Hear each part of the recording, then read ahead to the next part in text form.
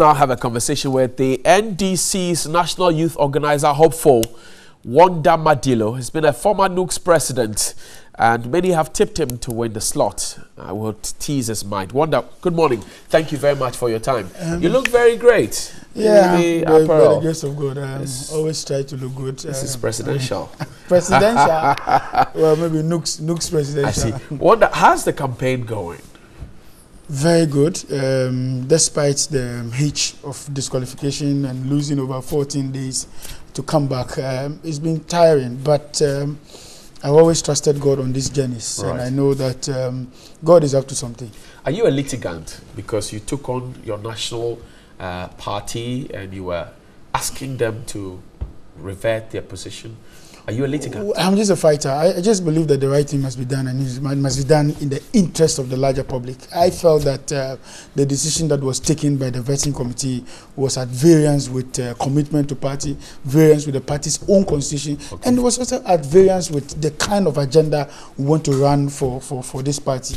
I didn't go to Ketu South to go and work on my own. I'm not interested in going to do anything over there. But I was sent on a project to go and work for the elections. And so to go there and then I'm punished for going to work for my party, I think that was unfair. And I felt that if I'm promising youth organizers that I want to fight for them, I want to be there in the trenches with them, and I have an issue and I can't fight it, then what kind of a leader are you? You are a leader by your words and also by your actions and by the examples you set. So I decided to take that on, not to be a litigant, but to take it on and get the right things done and done properly. You're fighting for autonomy of the youth wing of your party. Is that realistic? Is that feasible? Very realistic. I mean, we have sister parties. For instance, you look at the ANC in South Africa, you look at the Socialist International, and you look at many other groupings, even the Democrats in the US. You can see perfectly that the NDC constitution as it is today does not allow the youth organizer to function and to be able to run its programs and get results. So we're not saying that we want to be independent. We're only saying that instead of reporting to one man called the organizer, we want to report to a larger body. I think that is a welcome news, where people can make input into the document, because I have seen in the past where youth organizer is running a program and you talk to colleague national executive and they are not aware.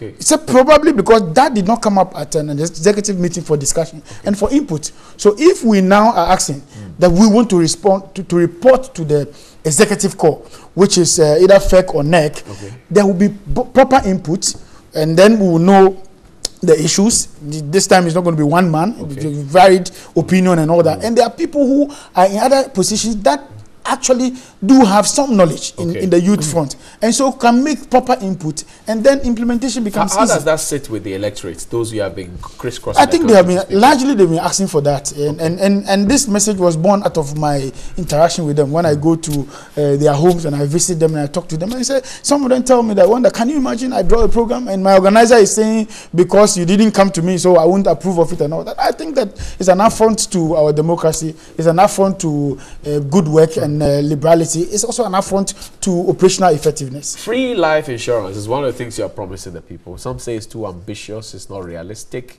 and you are just blowing hot air. Allow them to keep saying it's not realistic.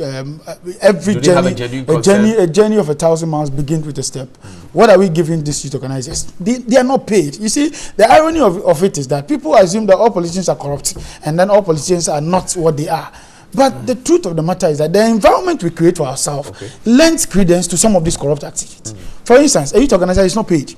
Nobody pays him. He takes his money, buys form, goes to contest an election. That's what he has to do, and then he wins the election. What's the motivation that if you are not paid? Why do you that is why we should be having this conversation, because he's not being paid, yet he has the zeal to work. What does he get in return? The party tried to have what we call the Heroes Fund. But the Heroes Fund, how many people, really benefited from the Heroes Fund? And I am saying that, look, we have moved from days where you are not being paid and there's no benefit for you also. I've seen youth organizers who fell ill and nobody came to their aid. I've seen youth organizers who lost, livelihoods, their parents, lost their children, lost their wives, and nobody came to their aid. And we're only saying that let's do a micro-insurance policy for them, so that at least the little that they can get from those insurance policies, they should be able to benefit from it. Why? The party collect dues, and every now and then Why can't you use this to fund the livelihoods and then the safety of these people within your fold? That way they are comfortable. That way they can work better. That way they can go about their business. And knowing that when something happens, I can get, you know, something to fall on. I've visited people in the hospital, all in the name of campaigning. Some have had accidents and broke their legs. As we speak, the deputy youth organizer for Ododo is in the hospital. Wow. And we need to go and visit him. And a lot of this is out of somebody's stipends and all that. I don't think that our youth organizers deserve, you know, I was at the Honorable Julius Deborah's Mother's Funeral, was it? And I saw that you were able to rally all the youth organizers to come there. How did you pull that magic out? I'm interested. Well, Wanda has always been the people's person. I've always been the grassroots person. What did you tell them to move them all through the place? I'm curious. First of all, leadership you need to inspire. And I inspire a lot of the people who come around me. I can tell you for a fact, since I've been campaigning, I've not collected any dime from anybody to campaign. It has been from friends and myself. And we've been doing this beautifully to the amazement of many. Because we are committed to a process and to a cause. Not for the gains that we'll get. If I really, really want to make gains, when we're in power, I should have contested. Perhaps win the election, and then I can make the money I want to make, you know, by getting some deals here and there, if it's possible. But I am doing this right from opposition to prove to them that my commitment to this party, my commitment to the job, my commitment to getting the NDC back to power is not tied to any events. It's rather tied to our passion and our drive to see them. What is your position, if you like? What are your chances? There are 3 of you in this race, correct? What are your chances? I have a very great chance. Why do I have a great chance? I come to this table with a lot of integrity that you can't doubt. You cannot mention Wanda Manilo's name and just rubbish it by any stretch of allegation. That is not possible. I also know for a fact that I am one of those people that have dedicated himself or myself to the party from the days of old. From 2000, I have been in the trenches with this party. In the year 2012, I have been to every corner of this party.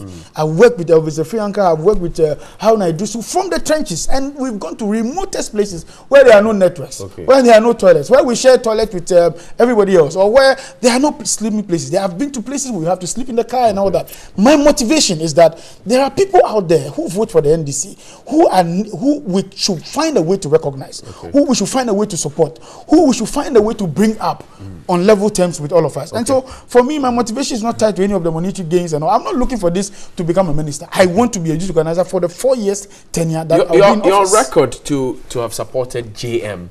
Is that not too dangerous, given that if JM doesn't win the election, Professor Joshua Alabi does? What you're saying is you just give an assumption. What if he doesn't win? He will win anyway. I also believe you win. You think he may not win. I believe no, I'm asking. I say, what if? I'm asking questions. Well, life win or lose. So life will go on. But why do you support JM? Well, I support him because I believe that he has something to offer Ghanaians. One, he has been there for 4 years, and I think that he deserves a second term so we can cement a lot of things, especially because of the failures of the MPP and the many projects that the man started that are still on the trenches.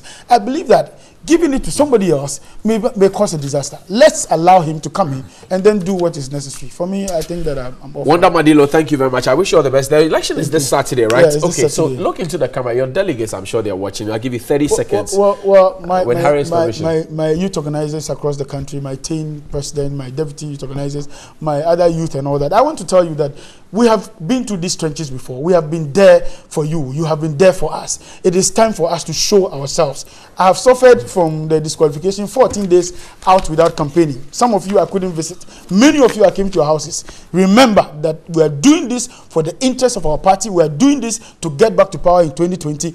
And know that the failure of the MPP is sure, and they will get out of office come December 2020. Thank you very much. Wanda Madilo is on fire, certainly, but the